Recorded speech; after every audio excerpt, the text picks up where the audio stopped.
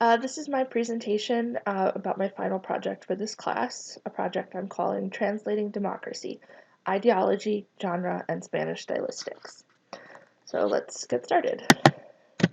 From the beginning, what's the source material that I'm using for this project? Well, I thought I'd start by going to a newspaper.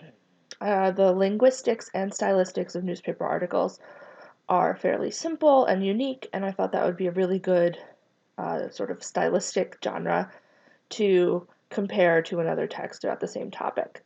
So I was scrolling through El País and feeling particularly liberal. I came across my first text. It's an opinion piece from El País. It's called Equality and Liberty, Igualdad en Libertad. It was published a year and a half ago, so it gives a pretty modern perspective on the idea of women's equality and its role in democracy, and how discrimination and violence against women are inherently undemocratic. So to put in context with that particular text, to put in communication the two documents, I thought a good companion would be a legal document documenting the way that Spanish democracy actually does incorporate women's equality.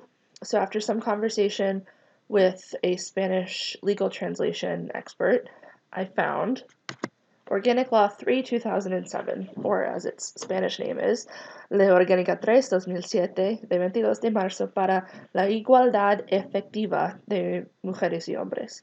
It's about affecting the enactment of women's equality and gender equality in Spanish government. So what were the stylistic features of these two documents? What did I find? Well, I was expecting them to be dramatically different. One is an opinion piece, it's political, and the other is a binding act of legislation. I didn't expect there to be much overlap. And to a certain extent, they are different, just based on the text type. Equality and Liberty is a hortatory text or an expository text. It goes back and forth between calls to action and describing a problem. It's marked by short sentences, sometimes incomplete sentences, a lot of cohesive language in regards to this, however, that. And it does use a little bit more creative language than the other text does. My favorite metaphor being its reference to the ghettos of trabajos organizados, which is a very interesting concept.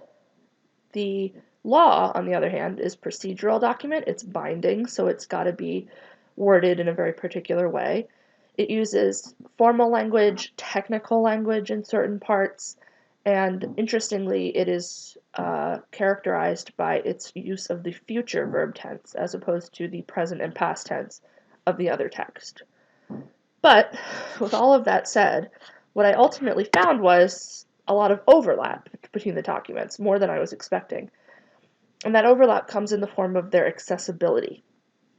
The simplicity of the syntax in both documents, the limited use of colorful language and literary devices, even in the opinion article, and the general avoidance of elevated, stilted intellectual diction, even in the law, makes both of these texts very accessible, very readable by anyone who wants to pick them up and read them. As one of those people who picked it up and read them, what was my translation process? Well, it was pretty simple, except for a few problems I came across. The convoluted text in both documents made translation a little bit tricky, especially in regards to the semantic challenges that were presented by those convoluted text samples.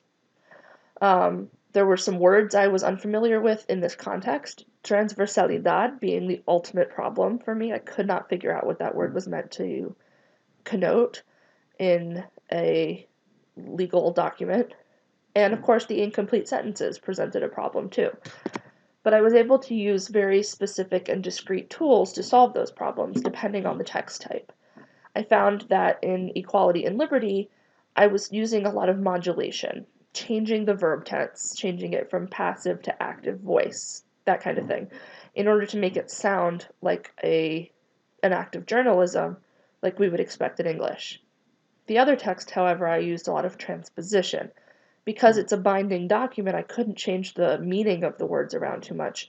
I could only change the order. again, a function of the text type. I used a number of tools in presenting this translation, dictionaries and online resources. Lingue, in particular, was very helpful in solving the transversalidad problem. It means mainstreaming something.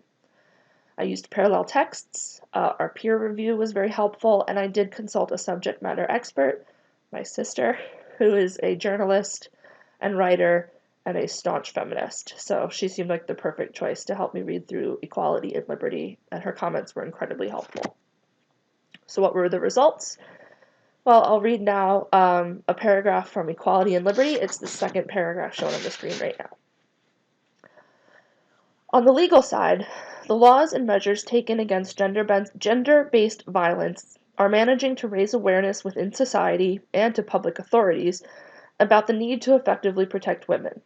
The time has come to strengthen the fight against sexual harassment in the workplace and in public spaces, through punishment and through prevention. Measures must be taken to help lend visibility to a problem which so far has been hidden or relegated to the background. As you can see, the language is stern, it's calls to action, anybody who's reading it, but it's pretty understandable and straightforward, which informed my conclusions about these texts. Like I said before, where I was expecting to find vast differences between the texts, I ended up finding stark similarities in the word choice, in the phrasing, and most importantly, in the register and tone of these documents. They were incredibly accessible to anyone who was reading them. And I think that accessibility is particularly important when we're talking about how democracy and the rights of every citizen incorporate into that democracy can benefit those citizens. And so once I started thinking about it that way, through the content of the documents, I had sort of an aha moment. I realized that it's true that the text type dictates stylistics in a certain practical sense, but at the same time, I learned that the content can too. The content is aimed at a particular audience, and the text type is just the way the author is choosing to communicate that content to that audience. The text type is a sort of middleman between the content and the intended purpose and the intended audience. And in this case, both documents had the same intended purpose and the same intended audience. And so the stylistics about them, characterized by that audience and that content goal, ended up being very similar. Both texts are sort of by and for the people. And so stylistically, they're as democratic as the words within them are themselves. Getting to participate in that democratic action as the translator, as the person responsible for that communicative purpose, taught me a lot about the text types I was working with, the stylistics that characterize those text types, and moreover, the role of stylistics and content communication. So whether I liked it or not, I was just as much a part of that democracy as the texts themselves were. Fortunately for me, I really liked it. So thank you for listening. I'm really excited to write the research paper about this topic, and I hope you're excited to read it. Happy holidays, and thank you very much.